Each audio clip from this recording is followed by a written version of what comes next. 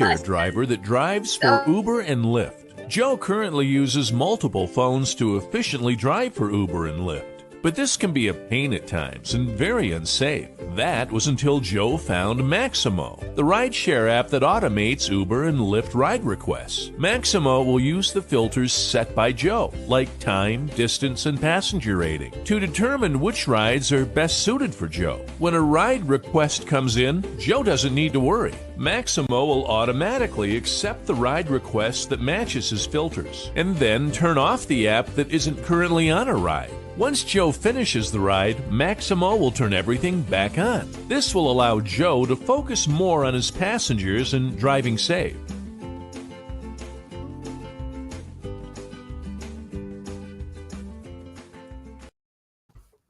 Hello, everybody.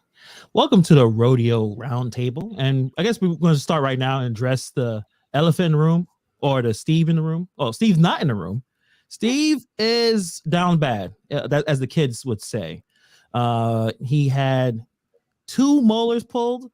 Then, a day or so later, he contracted COVID from his son. So he is down bad, not doing very well. He's doing better. We can say he's doing better, guys, or Gary. But right now he is resting. He trusted us to kind of continue the conversation with the gig economy and the gig industry, so that we're going to do that in this chat today. So we have our guest, John Dairy TV. What's up, buddy? How you doing? Doing good. How you doing, Hannibal? I'm doing great. This is the first time I actually talked to you on a live stream, so I'm excited to talk to you. And obviously we have Kim sSideMoneyPlans. We talked yesterday with UDM, so I'm glad to talk to you again. How you doing? Hey everyone, how are you? And we got Gary. Yeah, we're gonna screw this up. Steve entrusted the wrong people. How dare you? Don't do that. We're gonna start. We're gonna have a great. We're gonna do great. We're gonna do great, and we all hope Steve gets well quickly. Yeah. Anytime you get your teeth pulled is a pain. Like I've went down that road, but I never had COVID on top of that. So hopefully he'll do better. I mean, he really tried to make sure that this show continued to go on. That's how the kind of guy Steve is. And actually, Pedro put on a campaign to get each geek tuber, the ones that he watches, he appreciates, to 1K. I think he put Steve on. He's kind of promoting his channel, which is important because Steve talks about a lot of things that we need to know about the gig economy, the laws of legislation, a lot of stuff that we don't really pay attention to because we're all about getting that money.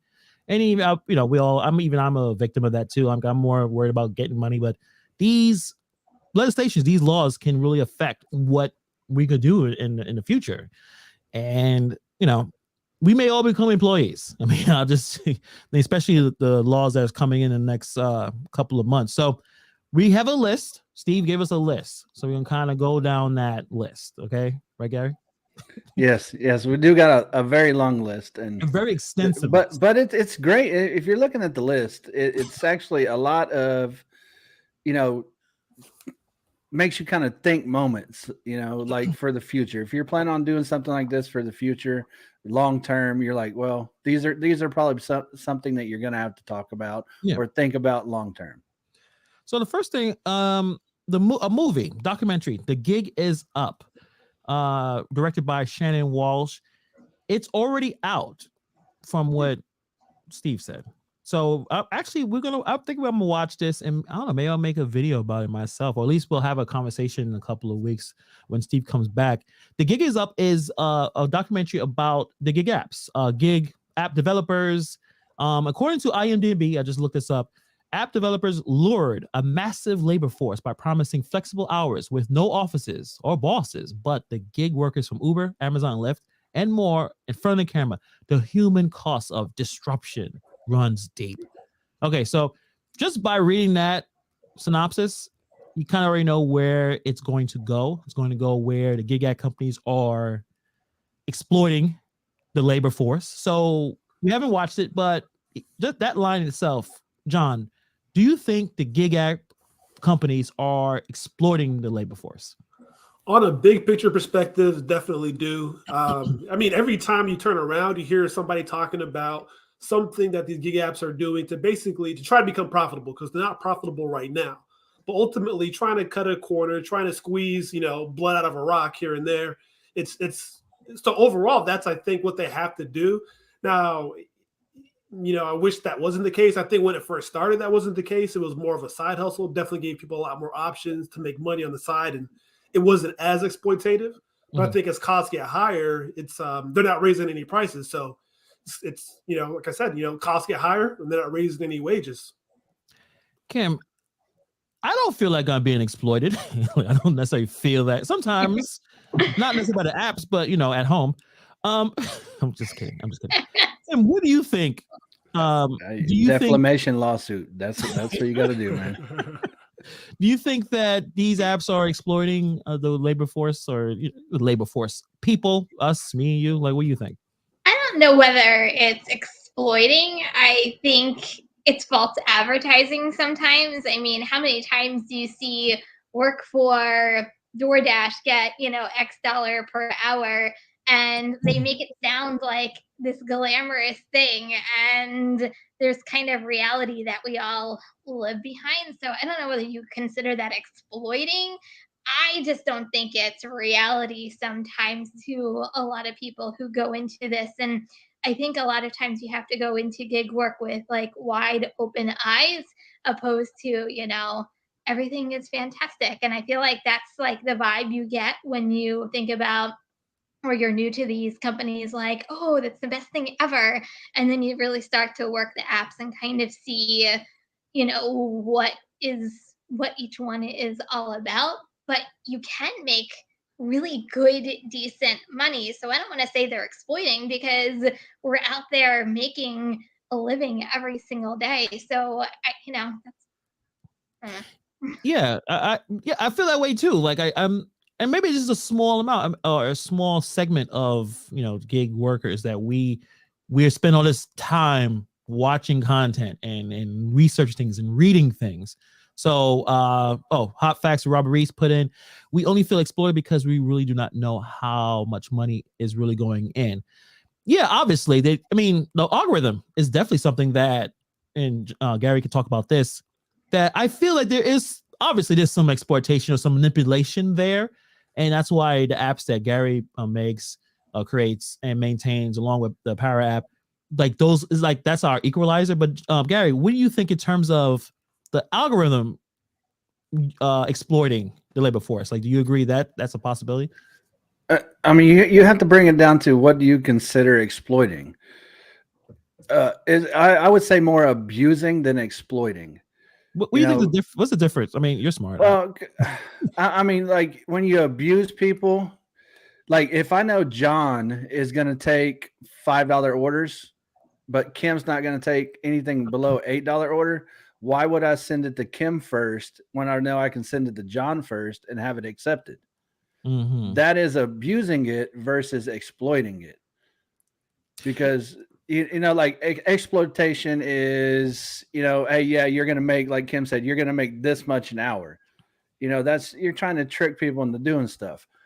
Abusing with algorithms is what I would say they do. They know what somebody's going to accept. They know how far they're going to go. At the end of that algorithm, though, if they don't have John available, then they will have to send it to Kim. Mm-hmm. Oh, John, you want to say something? Yeah, I think it's kind of the other way around, more of an exploitation than an abuse, because I see that, like, using a similar example, rather. If you think, hey, John will take $3 orders, then we're going to try to get, every order as minimum as possible to John, because that's his minimum. On the other side of the coin, if Kim will only take as low as $6 orders, we're going to try to, get as many orders to her as low as possible, but also give the upside too. And when it comes to exploitation, I think it's not abuse, because I think the drivers and as workers ourselves also try to find as many exploits as we can with the apps to try to get the most that we can out of these apps as well. Mm-hmm. So although it's an exploitation, I do think it's almost a mutual exploitation as much as possible, or at least the best of us, we try to exploit them as much as possible as well. See, I've always said that too, John. Like a lot of people can complain about how gig work or how gig companies do things, but at the end of the day, we do the exact same thing. We're going to try and make as much money as possible. The gig companies are going to try and make as much money as possible. So I would have to agree there. It is a mutual thing. Yeah, it's like it's like a really not the best relationship you can possibly be in, but the high times are really great. Like, there's benefits to that kind of relationship compared to maybe not the most stable of relationships. Before I even continue on, I didn't say hi to the chat. That's a common thing. Steve does that pretty well, at least when he's doing it. Bud Soda, Thomas, Freestyle. I think I saw Robert in there as well. Robert Reese, Hot Yeah, Facts. Hot Facts. Nazareth Sullivan, if I pronounce that right. What's up? Gigaholic Rex, how you doing? Just want to look at everybody. Marissa, how you doing? Roy up Flex, in there. what's going on? Jose Batista, what's going on, boy? Pedro's in. What's up? Just don't take $3 orders. Hey, people. Pedro will go down and make sure he lets everyone know. Do not take any no-tip orders. Yep. His no tip, no trip 2.0. No tip, no trip. We lost one. Oh, we lost John. Hopefully he'll come back. But actually, I want to talk to Kim real quick before we move on to the next topic. Hopefully John comes back on. We talked about we was on a live stream with UDM on Wednesdays with Jaywalk and Kim. I was invited, and it was an interesting comment, Kim, that you talked about when you try to become top dasher. They started, and this is something similar to what Gary and John are saying. They started throwing you so many bad offers to a point you had to tap out, like, I'm out. This is just not going to work. Do you think the algorithm was literally just saying, wait a minute, she's taking all these bad orders, so just keep taking, like, do you think that's actually happening in the algorithm where before, you weren't doing that, but since you were trying, they were like really throwing those offers out, like you were taking them now, so let's see how many you can take before you give up? Yeah, I mean, Gary probably knows algorithms better than I do, but I really do think that, and I have nothing to base this on, but I feel like if I take making this up, a 7-mile order, like your next 2 orders are going to be like 8 miles, 9 miles. Because they're like, oh, she took this order, so might as well keep sending her some long distance orders.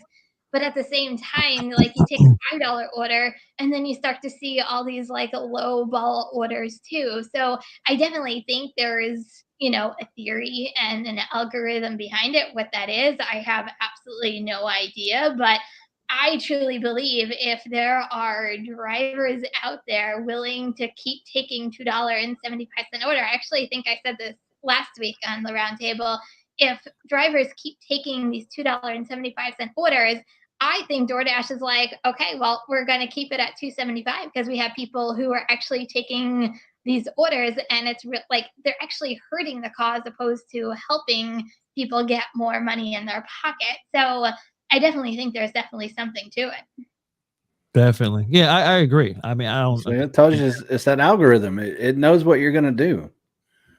Yeah. It just does. The more you do something, it's going to know. The longer you work for DoorDash, the longer, or any gig company, because they all use, and I say this, like Uber, Lyft, they started hiring casino managers from Vegas for their companies. Oh, it's funny, Gary. It's funny, Gary. You were gonna say that. I said it almost feels like, and I was gonna say it feels like a slot machine. Like if you ever go, I have Atlantic City by me, but you go to a slot machine and you keep betting $1, like the machine starts to know your patterns and how you're betting. So if you, I hate to say, if you trip it up and all of a sudden bet $5, it's going to be like, oh, what is this person doing?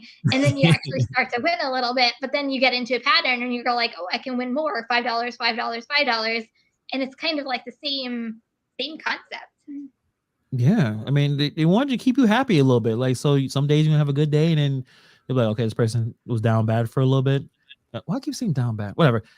They're like, all right, let's give them a good day. Let's give them a good day. Let's give them some decent offers. I think that's exactly what's probably is happening.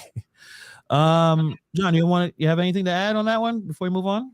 No, I think I kind of agree with that. I think the algorithm tries to get you to take the lowest amount of order that you'll take possible, and probably kind of like a casino, every now and then gives you a big one and make you think, oh, they're going to get a big one and come. I'm going to get a run anytime.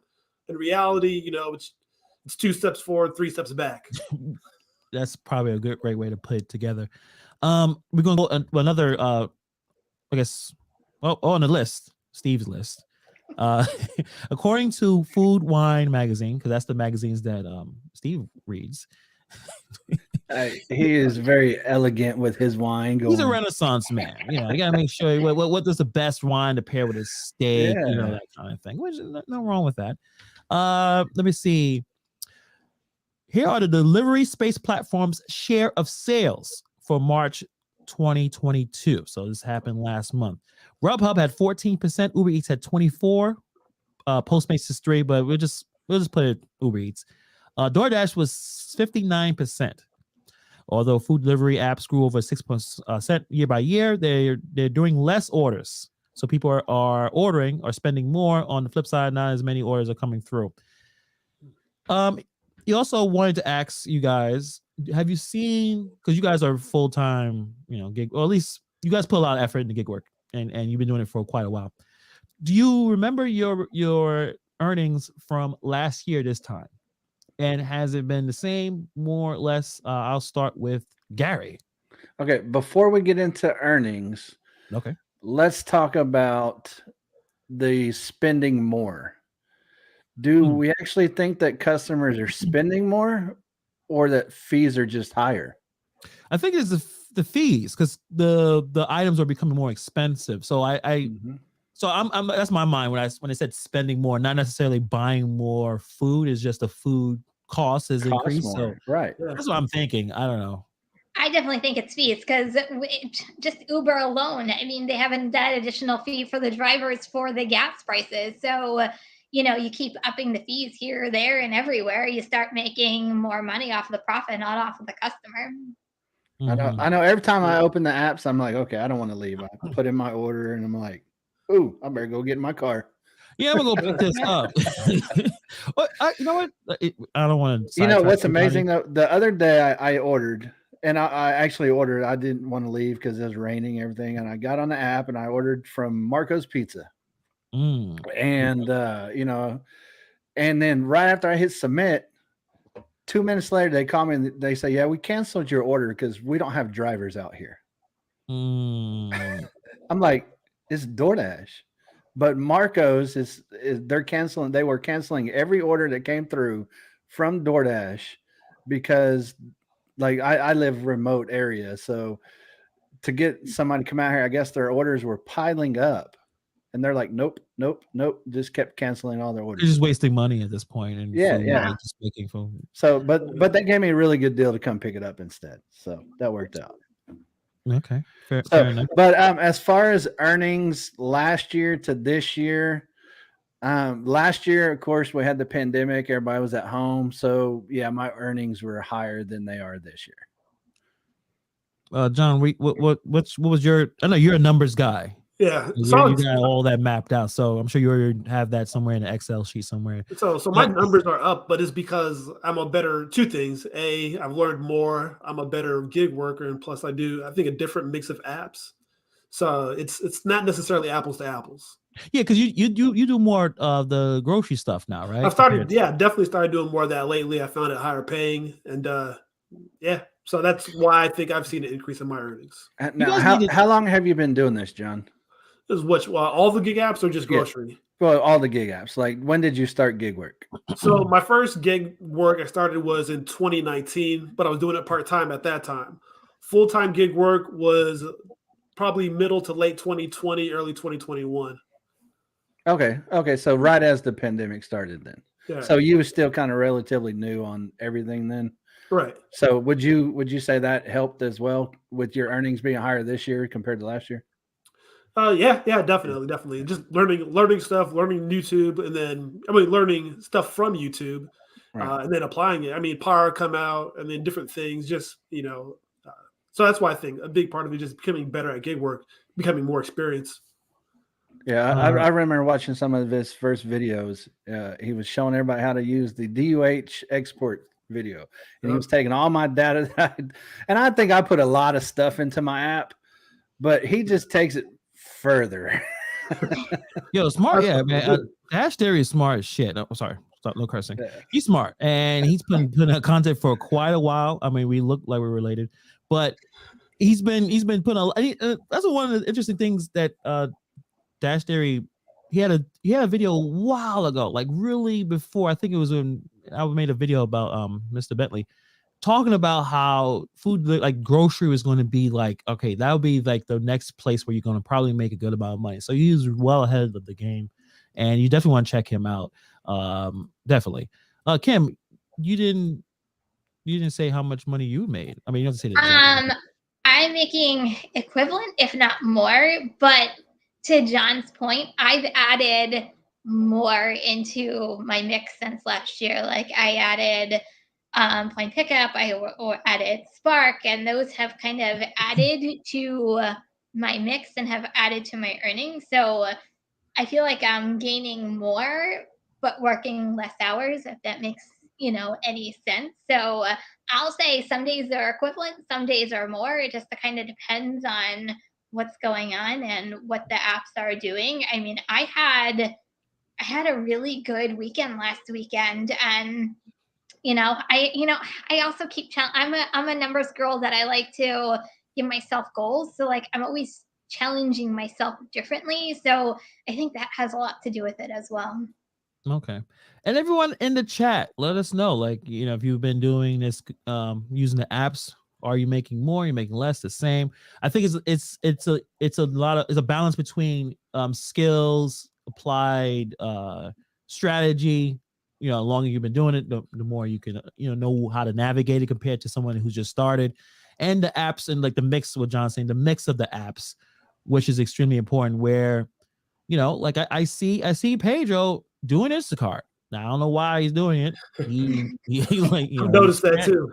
Yeah. So like you wind up doing things you didn't think you were going to do a year ago compared to now. So I think that's what you need to do when you're doing this, where you don't have a steady path of income. Like you have to do certain things that you didn't expect you were going to do a year ago. So let me see, checking the list to make sure I got all the questions right. But yeah, Mr. Flex, he said his week was trash. I'm sorry. Yeah. And you're gonna go through those times. I feel like last year was better for me. I'll just say like that in terms of picking up the food delivery. Last year was better. This year, obviously I was doing other things, but last year seemed to be a little better, except when the summertime hit. I guess hopefully we'll have this round table during the summertime, because last year I was getting wiped out. Like nothing was working in terms of the apps. It was just low offer after low offer. Now, see, I always felt bad saying this. Well, during the summer by my area, because I'm by like the shore and the beach, like my area skyrocketed during the summer, and that's actually when I made like the most amount of money in my area. And then I had a lull during like December and January. That's when I felt the dip. And then now that summer and the nice weather is approaching, my area is going back up again. But I'm going to say this too, like by signing up for more apps, it's given me more opportunities and more ways to cherry pick, and more opportunities to gain more money, because you have more opportunities to pick whatever order is the best. So I always say go where the money is. So by having all these opportunities, you can actually go where the opportunity is to make more money. And I think that's why some of the days and some of the weeks I'm more successful, just because the more I add, the more opportunities I have. And before we move on to the next one, I just want to ask everyone here, are you working more hours or the same hours compared to last year? More, same, Gary? I'm working less than last year, because last year the only thing we could do was work. I mean, everything was pretty much shut down. So this year everything's open. Okay. So I mean, John, are you working less or more? John?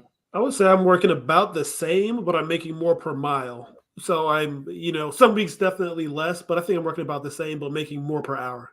And Kim? I'm working the same. Sometimes days are less. It just kind of depends on, personal wise, what I have going on in my personal life. So it kind of depends on my days, but for the most part, my schedule really never changes. Cool. Now, what about you, Hannibal? Because you dropped food delivery, right? Yeah, so definitely less. This, what was that? My pit bull. Hold on. Aww. And say, Let's see, Hannibal, let's are see the dog. you doing your rover right now? That's not me. That's Right. Gary. Hey, you can come walk him. If you pay me, I'll walk him. No problem. I'll give you my rates. I'll give you the whole thing. Okay, so we're gonna go into the meat of this conversation, the thing that Steve should be here to talk about. The laws that's happening throughout the country, basically trying to make us into employees, right, Gary? Like, if I had to put it in one sentence, maybe you disagree. What are these laws? And we're gonna be talking about California, we're talking about Washington, Massachusetts. Like, what are they trying to do with us gig workers? Long term, I believe that they're trying to make us employees. Yeah. Okay. Cool. I mean, I think we would all probably agree with that. Yeah. So California has the AB5. Then they got the Prop 22, where you get 120% of your minimum wage on active time. And it was a good conversation to have. Was it last week or week before, with people who are in Prop 22? It was a Sunday and also last week, where we kind of thought, I think it's a common idea. If you're not in California, you think that you could just log on to the app, decline, you're still getting paid, which I thought that too. I didn't realize, like, no, it's about active time. You have to be on the app. So even the ideas of being a top dasher, well, yeah, top dasher may not be the best thing for most of us, but if you in California in some really crazy good market, and you may take a bad order, but as long as you're active, you're still getting Prop 22 money. So there's a lot more going on there. And also there was a thing about multi-apping, and you're able to still get paid the different apps.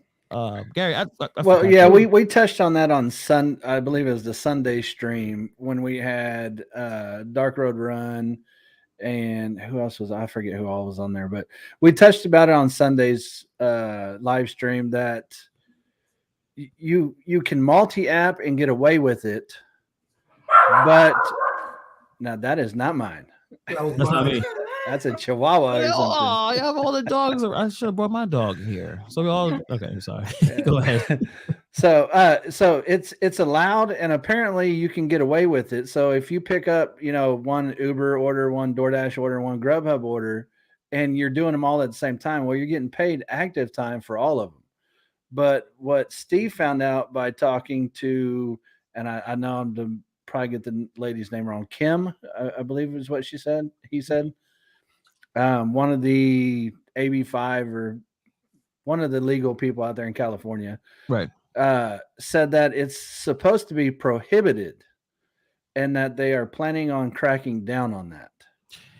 Yeah, which you would assume that would have been like the first thing they would have done when they implemented this. Like, hey, what happened if they all have, they apply for multiple apps and, they're all on active time? Like, how's that going to work? So it's great to work now, but eventually they're going to basically knock that out. So, which is interesting, why or how I guess the approach is, unions are starting to have the no multi-apping rule in California enforced, and drivers will be fined.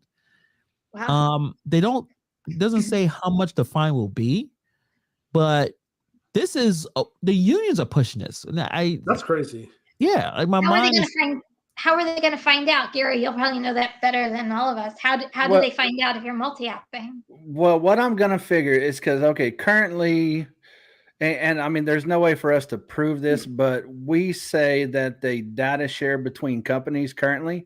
So, for example, if you get deactivated from Uber, for some reason, less than a couple days go by and you get deactivated from Lyft.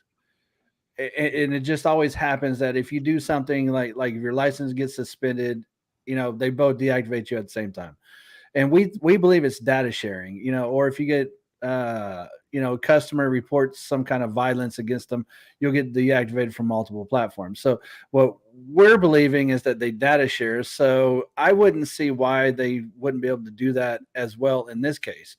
I doubt that they're going to work 100% together. Like, they're not going to give too much data back and forth that affects their own platform. But I don't see why they wouldn't be able to say, okay, well, today Kim, from 10 to 11, she was working 45 minutes active time. And then, Grubhub's gonna be like, oh, well, she was working 45 minutes active time for us as well. And there's not that much time in an hour. So that's what I would assume they're going to do. But I would say that also sounds kind of thinking from like the app's point of view, kind of backwards, because you basically are going to need, more workers now because you can't have anybody multi-apping. So it seems like it's more inefficient from the big picture perspective. But they have millions of workers though. Everything is oversaturated out there. I could see that point. I think they don't want to be taken advantage of, and I think if they will share data where they're not, someone's not doing 3 apps at the same time to get paid, then so be it. And also I guess it would help them in terms of competitiveness. Like, okay, well then I can only do 1 app. Which app is going to be? Yeah. And that will push. I mean, DoorDash will definitely, and mind you, Prop 22 was sponsored, or at least all these apps, all these companies were okay with it. So I'm guessing if the unions are pushing to try to make us employees by making us do 1 app at a time, I mean, that's just the way it's going to go. And whoever is the best company will win throughout that situation. Grubhub will not win, obviously, because Grubhub has been going downhill ever since. Kim, what do you think? I mean, you're not in California, but last week there was, I forgot the content creator's name. She said that I think it was Picky Pink or something like that. That multi-apping was to get money from Prop 22 was inappropriate and dishonest. Do you have that same view?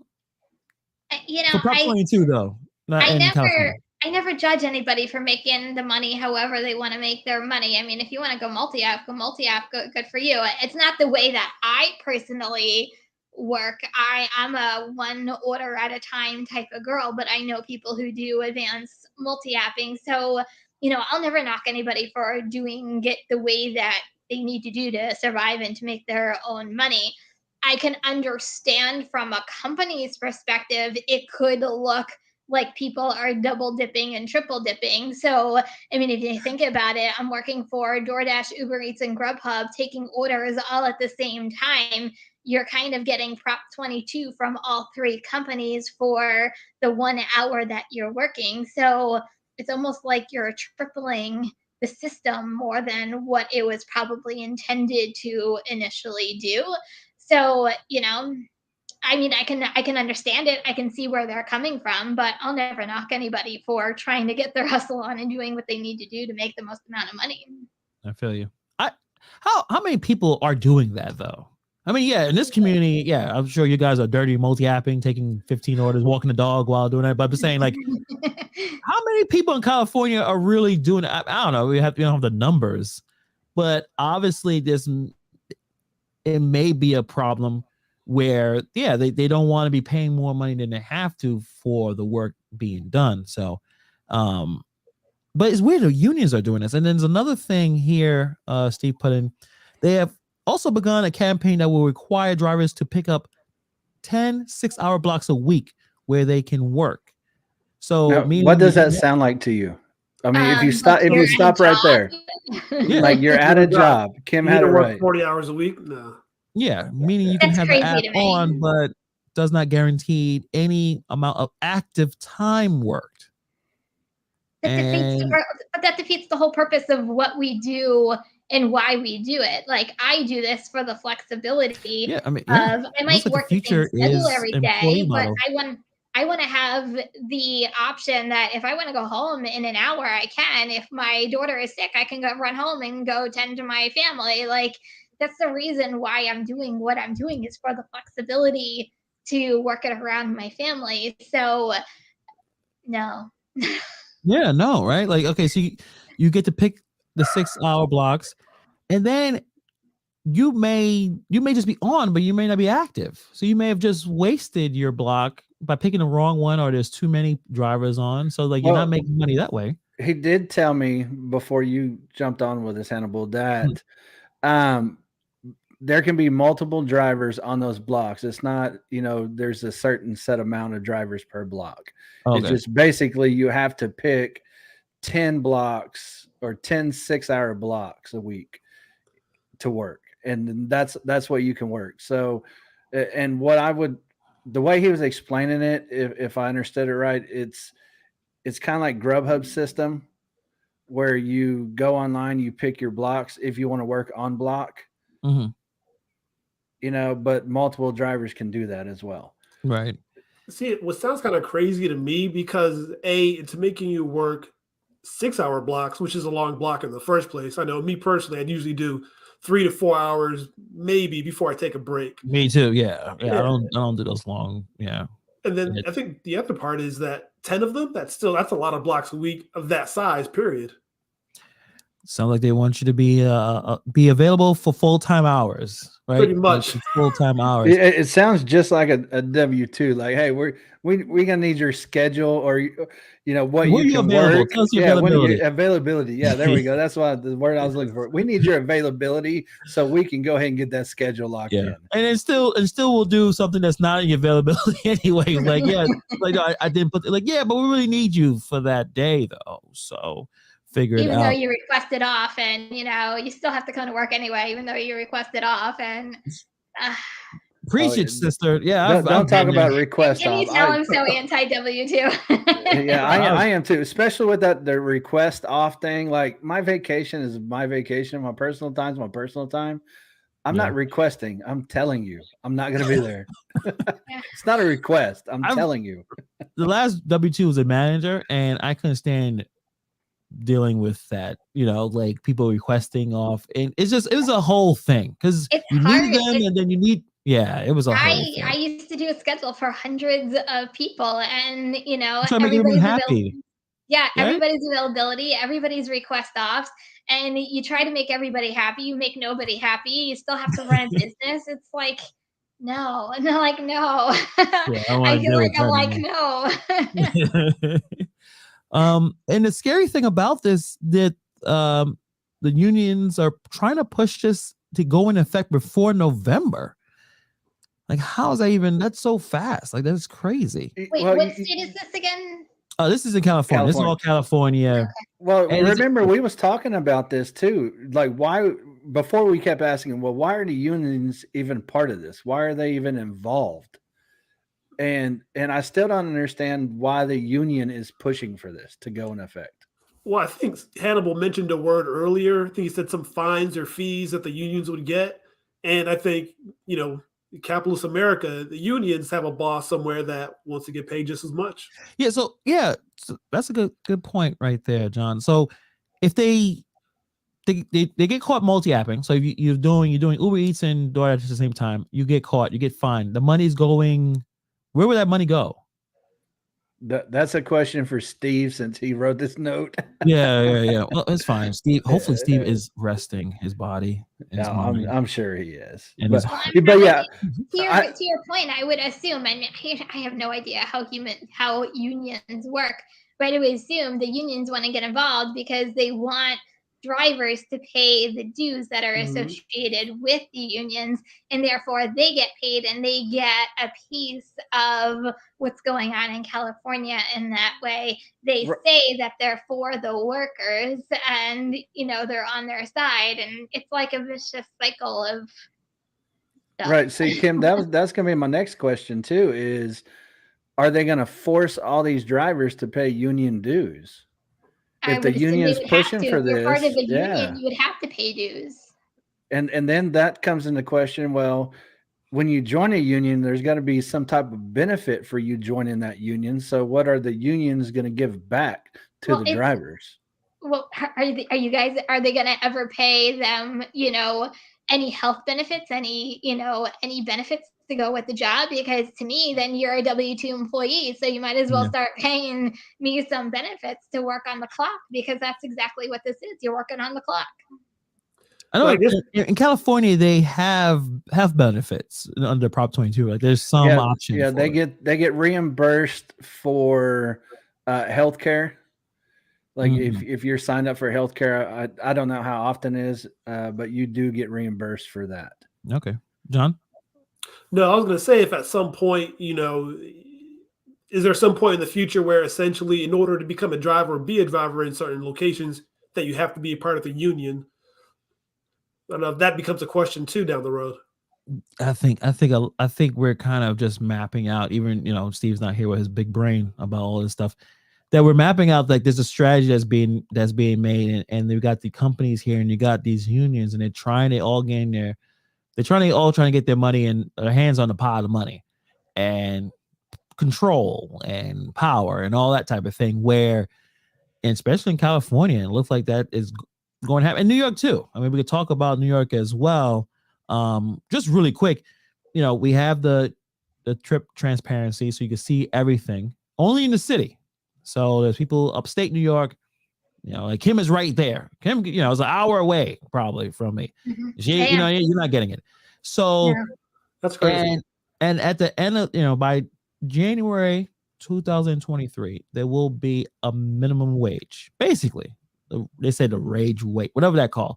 So that's kind of similar to Prop 22. Now, they're not necessarily giving us any, I think, health benefits or anything like that. But once you put that out, then the companies will say, well, I need more control if I'm going to give you this minimum rate where act, if it's active time or not. So the more that we ask for, the more control that they have. And then unions come out of nowhere with Teamsters. We had a few conversations about the Teamsters being involved. And it's like, wait a minute. Us independent contractors never said I want the Teamsters to represent my interests. Why are they even in the room with the politicians and the companies? It's a really shady kind of situation that's happening right now. It's unfortunate as well. Now is the unions also in like Washington as well? Well, we can go right into the Washington. Clearly, has to. I'm yelling out. I would think so. Rideshare now needs to follow taxi and limo standards. Now, do you know what those standards are, Gary? Because you did not put that in. I don't know the exact standards, but I would assume if it's taxi and limo, then it's going to have to be some type of licensing, regulations, things of that nature, standards on vehicles. Especially since they didn't include the delivery platforms, I would have to assume that it's going to be that type of thing.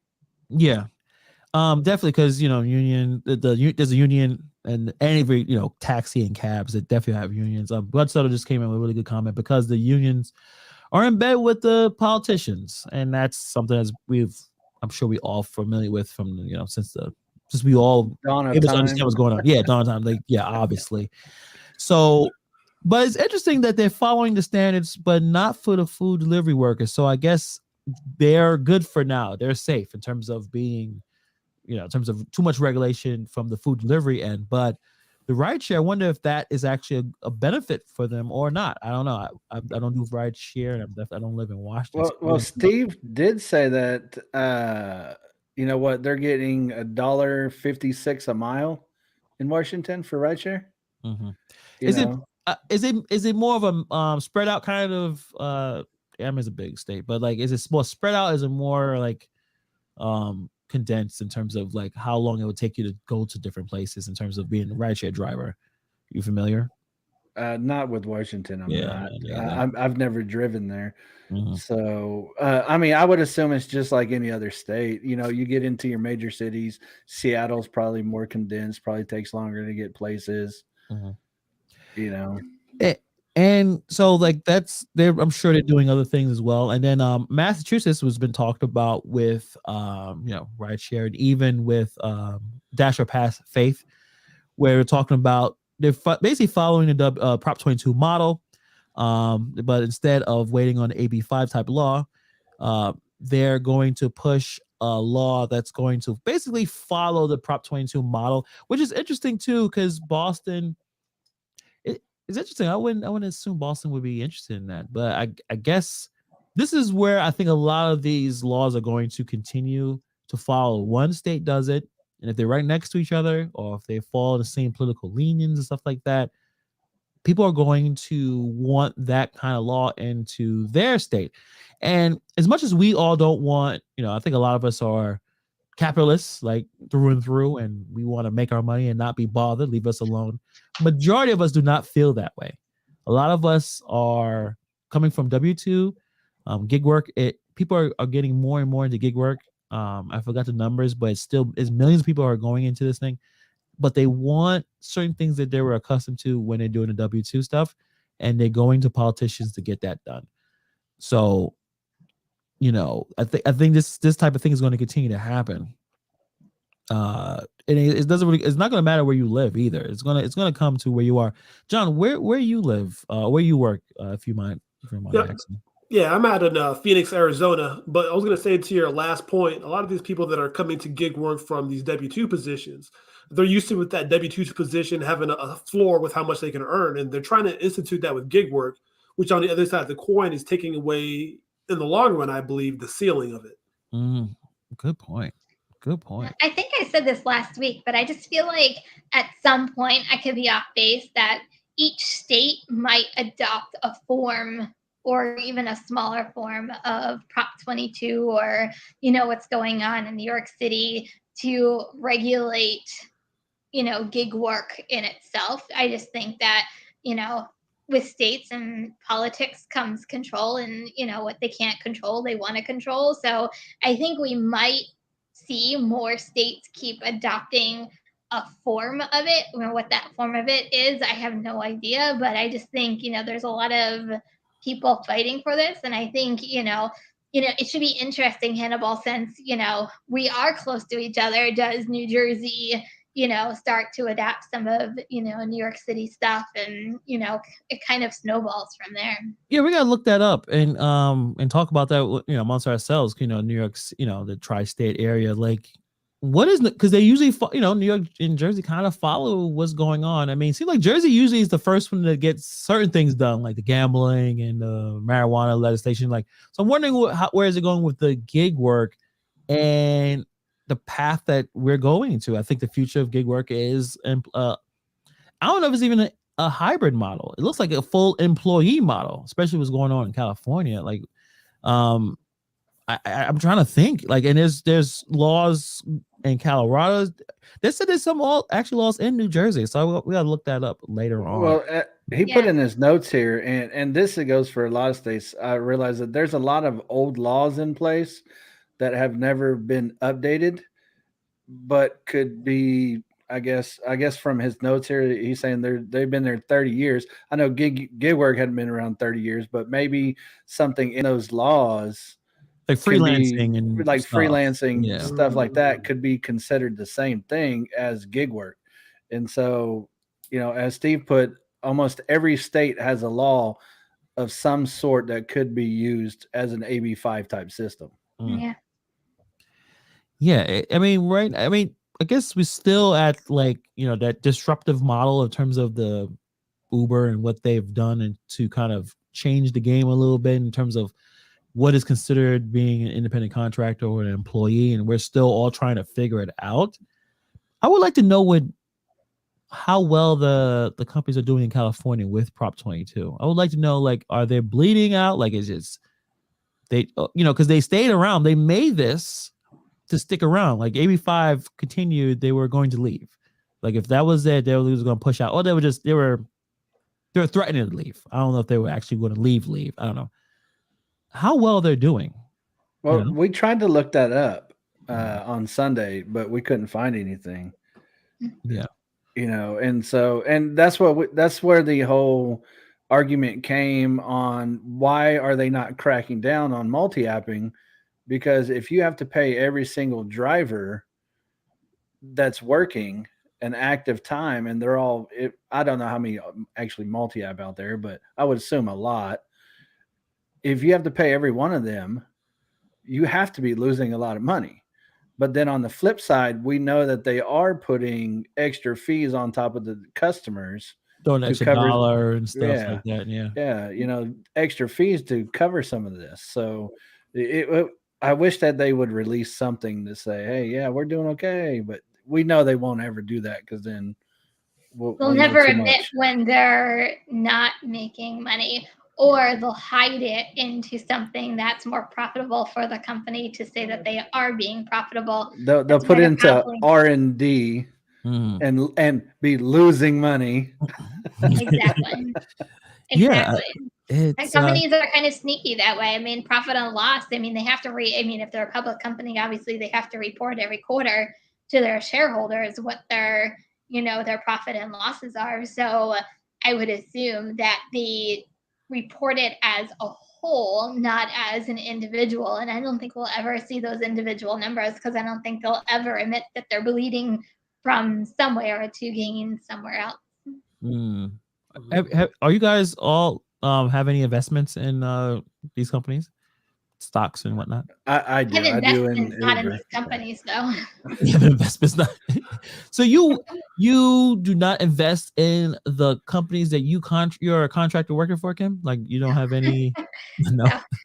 I know.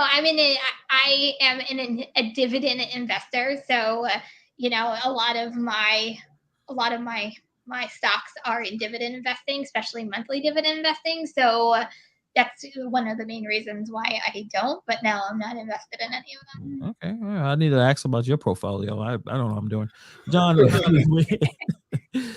Yeah, I got a little bit of DoorDash, but I bought it, and yeah, it's an L right now. You for took sure. a hell. You took a hit. You read the wrong investing advice on that one. The problem is I held it too long. It had that little pop, and I should have said sold. Yeah, well, I did it. It was a pop. What, a couple of weeks? It was a pop. Right? I remember they were talking about like, oh, it jumped up, and that's when you should have. Well, you should have bought right out the gate.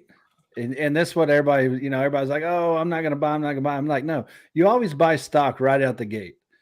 And then within a week, sell it because it's going to pop and then it's going to drop. And then and unless you're really good at, fluctuations, you can keep buying and selling, but you have to know a lot more than I know. But, I bought it whenever it first came out as 127, something like that. I bought a little bit of it. And then when it got up to like 180 something, I sold it. And I mean, I'll take my win. I don't care. Yeah, I think, but at that time, I think everyone thought, or at least I've seen, like people were saying, like, it's going to go higher. I mean, I've been told that it was going to go to $500 by a certain content creator. He said that was going to happen. So, and Did you actually believe that? Okay, first rule of YouTube: don't listen to content creators. You actually believe that? Come on. This person was. I think he had a really close connection to DoorDash, and I think he was getting paid by them. He was saying that DoorDash thought was going to find out. That's what he said. Because I didn't buy any. Obviously. Right. One of my friends, he does a lot of investing, and he made like 2.6 million last year off investing. Damn. And he said, never listen to anybody on YouTube about investing in stocks because by the time they tell you, it's too late. Yeah. Yeah, but it was a rule. If you at the hair salon and the hairdresser telling you about stock, it's too late because it's like everyone knows about it already. Right. And there's some really good investors out there, and what you should take from them if you're going to invest is what they're doing, not the stocks that they're offering or saying, hey, this is a really good stock. You should just see how they're actually trading those stocks. Definitely. I mean, I won't buy DoorDash because I still think it's too high. I think it's too high for about $30-something right now. Because if you look at any other gig platform out there, it's gone between 40 and 60 long term. So, and I think eventually that's where DoorDash will end up as well. Yeah, see, I feel like all these are like short-term stocks. Like I feel like they're too up and down, up and down. Like when I look at investing, I look at long-term and how to get more back on my investment, which is why I do dividend investing. And, by getting stuff back, you can either reinvest it every month or you can obviously take it out and it be another source of income in revenue coming into you. So to me, when I look at stocks, I look at long-term investments. And to me, a lot of these companies, DoorDash, they're too up and down to have that long-term investment. Well, I think it really depends as well as when did you invest? Because if you invested at a good point, like a very low drop, like I own a lot of Uber. I want to say probably 300, 400 shares. Mm-hmm. So, and I got in like very low whenever they was dropping out because they was losing so much money. And, now they're up. So I'm not losing any money. So I can keep holding that until I think they're going to lose money and then I can sell it. It's like long-term strategy. Mhm. Problem is with YouTube, you watching a lot of 25-year-olds telling you how to make $2 million a week, and I'm watching them, I'm like, all right. And then there's a lot of quick videos, quick flashes. That they're in a Lamborghini, they're on top of a mansion. They're telling you that you need to invest right now, yelling in your face. I'm looking at them like, should I be doing this? Like, what a 25-year-old knows? The problem is they probably did make millions by telling you, hey, check out this article I wrote below on how to invest. Yeah, check out this course. I have a course. Buy this course, and that's how I make my money. But I'm gonna tell you, no, I made it by whatever. Fair enough. All these people are making millions off of YouTube and everything else, opposed to making millions off of their investments. Yeah, and they think by telling you everything, and TikTok too. There's a lot of TikTok investing. How would I watch a video for 10 seconds and then follow what this person is telling me? No context. I don't know who this person is, but TikTok investing is a thing. I don't know, Dash. I don't know if you're into TikTok, Dash. I watched TikTok. It's this whole meme investing. What was it? The AMC and all the Dogecoin and what was it, GameStop and by the time I know about it, it's way too late. It's way too late. I stupidly tried. It was like, didn't make any sense. I did make some money on Dogecoin though. I did jump in a little early on that one, and I left when I lost like. I am I just sold it. So pissed at Dogecoin. Like I owned Dogecoin. I don't know, like 3-4 years ago. When you bought it, sell, did you? Yeah, I sold. I sold it. I was like, man, screw this stuff. It ain't going nowhere. I should have kept it. Yeah. Oh, guys, this is not financial advice. Yeah. No, not by any means. Please. Yeah, we don't know. You will lose money if you listen to us. hence the conversation. Yeah. That's also that's a thing that people say. Like they'll tell you 5 stocks to buy, but then they'll begin by saying, this is not financial advice though. But buy these 5 stocks I'm going to tell you. Like, all right. I think we just went off the rails a little bit. So Steve asked, if you had to choose which of the laws proposed or legislations between the 3 states we talked about, which one would you choose? Problem is we didn't get a lot of information on the Washington one. I mean, I guess Washington, because if the rideshare laws or the rideshare stuff is going to be more of the taxi and limo standards, and food delivery was not included, I guess that's where I would be. Or I would stay where I am in New York City, where currently, because it's going to get worse next year, where all they had to go to New York City and be with you, Hannibal, because at least you get transparency. And just give me transparency. You don't have to give me the minimum wage thing, because so next year maybe a different variation of it, but as long as it stays transparent, I guess that's where I'll stick with. I'll rather deal with what I can see, and there's no tricks there, and I may not get as many orders because I think it may be too many people, but at least I know what's going on. So I'll stay where I'm at currently. I don't know what you guys think. Well, California, they have AB5, so you get the healthcare benefit back or supplement. You get a minimum wage for active hours, and then you also get a mileage reimbursement. Washington, I believe they're similar to AB5. They do have that minimum mileage. It's $1. And most of these laws, we have to say most of these laws are kind of geared towards rideshare, except for New York. But Washington, we got the minimum per mile. We also got the minimum wage, so they do have that up there as well. Mm-hmm. And I'm not sure about the healthcare. So AB5 for California and Washington seem very, similar. And they both got unions involved, so that automatically excludes me altogether. You're out. Yeah, I'm out of anything to deal with the union. Yeah. I will say I do like the transparency, but again, I would take that now. But what's it going to be in, say, 5 years from now? There's most of these, as people in the chat have said, they're made to be modified for long term.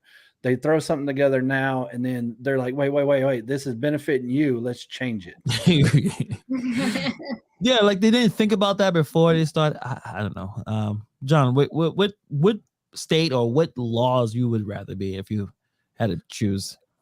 So if I had to choose, I would definitely probably agree and go to New York. The chip transparency. Granted, I would hate, having to drive and deal with New York traffic and whatnot. It's not fun. But I mean, that's the only thing I really want is that full tip transparency, kind of knowing everything about the order before I take it. That's what I think is the big thing that I'm surprised more states aren't, actively pushing for, or more unions or whatnot are pushing for. Yeah, and that's the thing where unions are looked at as the heroes. Like, oh, look, they're trying to fight for us, but they don't understand the full picture. They're just looking at, well, I'm suffering right now, and these unions are going to do things, but you're going to realize that they're going to be more problems may happen due to some of these interventions here. And like what Gary said, in 5 years, we'll see where we are. All right, we had a lot of good conversation. I'm looking at the end of the list here. Did we actually went through the entire list, Gary? We did, and in an hour and 1 minute. Whoa! And we only went off track once. Only one time. Oh, yeah, nice, good little sidebar. We did pretty good. Yeah, pat ourselves on the back. We don't need Steve. We do, because he knows way more about AB5 and Prop 22. He's way more knowledgeable. He must be laying down. He must be laying down, because once we started rambling about the Washington, he would have screamed into the mic, or at least typed into some messages. He must be laying down. I'm sure next week he'll be back and he'll talk about all that type of thing. We're just gonna end it talking about some politics. That's a great way of ending the stream. No politics. Right. We know that. We'll get his channel banned. Yeah, we don't want to get him banned. No war stuff. Yeah, no war stuff. No war stuff. Yeah. Now we do have, next week we will have another Thursday live. Was that Moose Financial next week? Let me look. Where we at? Yeah, it was. Yes. I got the ticker up there. Yeah, it's 5-4 Moose Financial. 55 is Metro CEO. CEO founder. Nice. I don't know what that is. We'll have to check that out and look it up. Well, Steve got the best guess. I think that's the local delivery company. It's like a local delivery company. And next week he's talking on Tuesday. He's talking to the Long Island Dash Experience. I'm not sure you guys are familiar with that channel. I love them. It's a great channel. It's a wife, a husband, wife, and team. They dash and do all the apps out of Long Island. And it kind of reminds me of, like, sometimes me and my wife, where we'll get in the car and then we'll argue a little bit, or like she's good at certain things and he's good. It's a good dynamic. It's actually a good, entertaining channel. He'll be talking. Hopefully he'll be up and running next Tuesday, because getting your teeth pulled, and on top of that, COVID, that's a lot. That's a double whammy. So hopefully Steve will be up and running. But before I want to end, I do want to ask a question. You don't have to go too crazy, but should Biden cancel student loan debt? You don't have to go too crazy. Now, I would, if he did it, I would not be upset. I wouldn't be upset. But should he do it? No, he shouldn't. But if he did it, I'm not gonna say I'm not gonna take the money away. I'm like, well, thanks, But we'll go with Gary. I already know Gary's answer, but go ahead, Gary. Well, it's not as simple as should he. Or at least to me, it's not. Like, I don't think everyone should have student loan canceled. Mm-hmm. I think that's very unfair to people that actually pick a great career. Doctors, lawyers, engineers, things we need for the country, 100% cancel those. Whether they sign an agreement to do those jobs for a few years or whatever. If you're, an art major, I mean, come on. I mean, you solely don't need that. I was a fashion major. What are you trying to say there, Gary? Yeah, how dare you? Well, I'm just there's a lot of majors out there that people just do and run up financial debt, and doesn't even have anything to do with their job. They just did it because it was easy, and the company that they want to work for says, hey, you have to have a master's degree or a bachelor's degree. And then they just go get one. It doesn't matter what type it is. And then now they got all this student loan debt for a job that's paying them $17 an hour. Like, Yeah. I think we need to bring back trades is what we need to bring Oh, back. definitely. I'm all in that one. Yeah, definitely. Like trying to getting an 18-year-old, 17-year-old to sign a 6-figure loan is a bit predatory, right? I mean, they're adults. I mean, at that point, 18, you're an adult, and then to sign on to a major, to a skill set that is not valuable enough to pay that back.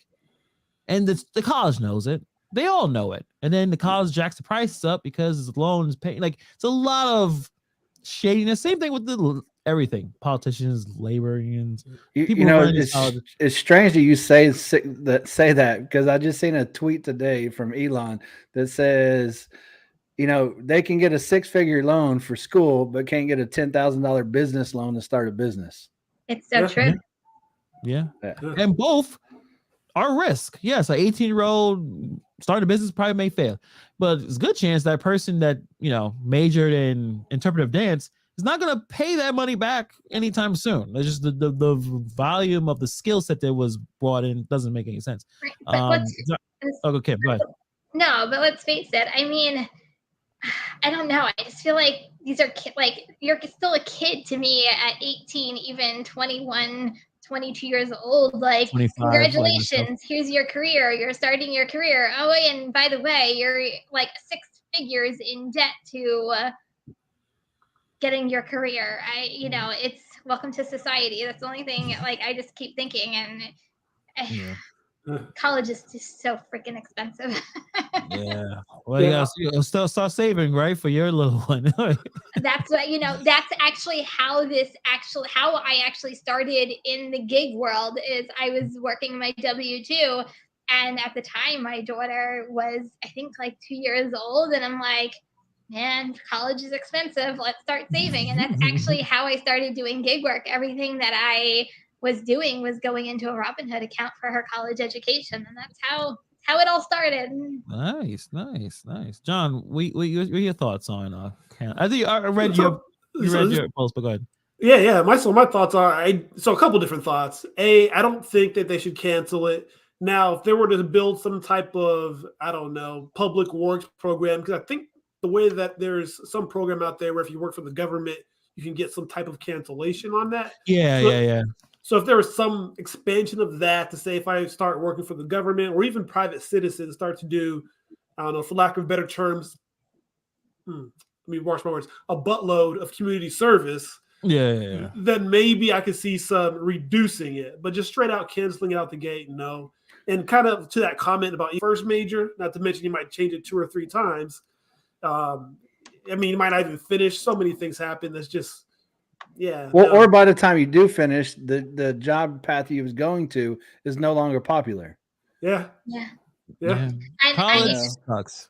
Sorry. I agree with you guys. I think we need to bring back the trades. I mean, I'll probably date myself by saying this, it was when I was in high school, it was either you went into trades or you went into college, and not everybody could afford college. So trade was very big when I was graduating high school, just because that was the option that a lot of people were going to. So they didn't put themselves into all these thousands of dollars in debt. And I just feel like we kind of got away from that. And there's still really good money to be made in the trades. And, you get some really good jobs and careers out of it. So I agree, because here's a perfect example. My son wants to be a welder.